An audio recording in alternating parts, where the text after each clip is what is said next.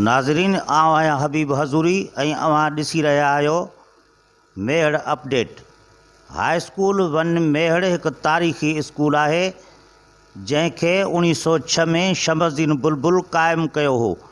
1933 में अंग्रेज़ सरकार हिन खे पंहिंजी तहवील में वठी JA हाई स्कूल जो नालो ॾिनो। 2 कुशादनि विरांडनि वारो हीउ स्कूल शुरूआति में 17 कमरनि ते मुश्तमिल हो, पर हिन वक़्तु 40 कमरा आहिनि, जिन में 2 ऑडिटोरियम हॉल ऐं ऑफिसूं शामिल आहिनि। अटकल 8 जरेबनि जी एराज़ी ते जुड़ियल हीउ स्कूल तारीख़ी हैसियत रखे थो। स्कूल इंतिज़ामिया पारां बार बार हीअ घुर कई पई वञे त तालीम खातो सिंध हिन स्कूल खे जहिड़ी हालत में आहे अहिड़े ई डिज़ाइन में हिन जी मेजर मरमत कराए खेसि महफ़ूज़ कयो वञे। को वक़्तु हो त हिन स्कूल खे बोर्डिंग सां गॾु बनी ऐं ॾांदनि जो जोड़ो ऐं हिकु हारी मिलियल हो। शहर में हिकु हिंदुनि जी छॾियल 50 कमरनि वारी जॻह हॉस्टल तौरु मिलियल हुई, पर इहे सभु ॻाल्हियूं माज़ीअ जो दास्तान बणिजी चुकियूं आहिनि। हालिया बरसातुनि में स्कूल जे क़दीमी तारीख़ी इमारत खे वॾो नुक़सानु पहुतो आहे।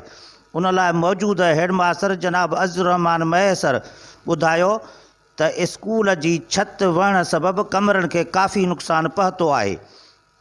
हिन चयो त मूं पंहिंजे हड़ां वड़ां रेती सीमट घुराए घारा बंदि कराया आहिनि।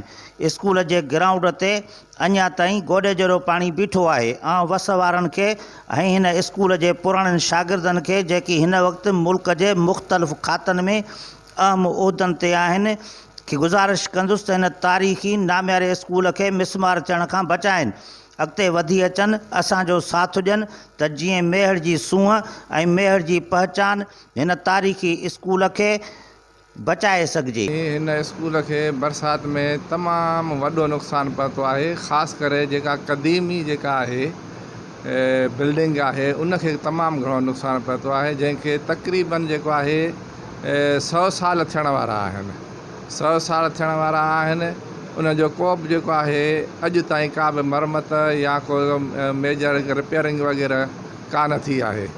ऐं हिन बरसाति में बि जेको आहे सेंटर हॉल आहे, क्लास आहिनि ऐं शागिर्द जा जेके आहिनि वॉशरूम्स वग़ैरह इहे बि जेके आहिनि सो मिसमार थी विया आहिनि। ऐं जेके आहिनि साइंस हॉलनि खे नुक़सानु पहुतो आहे। ग्राउंड ते जेको आहे चेल जहिड़ो पाणी बीठो आहे, तमामु घणो जेको आहे सो स्कूल खे नुक़सानु पहुतो आहे। मां मींहं में बीही जेके आहिनि सो इहे मथां घारा ॿारा जेके आहिनि सो बंदि कराया आहिनि, सीमेंट घुरायो आहे, रेती घुराए उन्हनि खे बंदि करायो आहे। अलाह जी महिरबानी सां कुझु न कुझु जेको आहे बिल्डिंग खे मथां बचाव थी वियो आहे।